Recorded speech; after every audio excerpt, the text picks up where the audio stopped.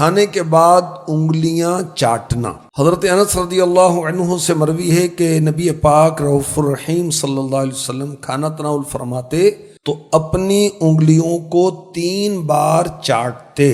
علامہ محمد بن علان شافعی رحمۃ اللہ تعالی علیہ فرماتے ہیں یہاں کھانے سے مراد وہ کھانا ہے جو انگلیوں سے چمٹ جاتا ہے۔ حضرت جابر رضی اللہ تعالی عنہ فرماتے تاجدار مدینہ صلی اللہ علیہ وآلہ وسلم نے انگلیوں اور برتن کے چاٹنے کا حکم دیا اور فرمایا تمہیں معلوم نہیں کھانے کے کس حصے میں برکت ہے؟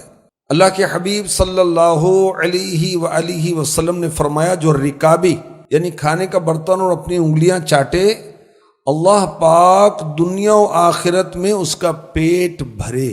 جو کھانے کا برتن صاف کر لے کھانے کے بعد اور کھانے کے بعد جن انگلیوں سے کھانا کھایا اس کو چاٹ لے تو انشاءاللہ دنیا میں وہ تنگ دستی سے بچے گا۔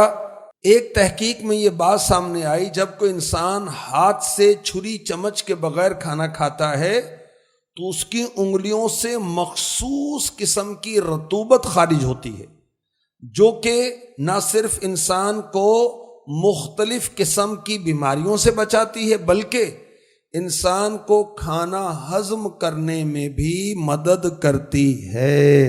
ایک فزیشین کا کہنا ہے، میری تحقیق ہے کہ کھانے کے بعد انگلیاں چاٹنا واقعی دل کے امراض، معدے کے امراض اور دماغی امراض کے لیے مفید علاج ہے۔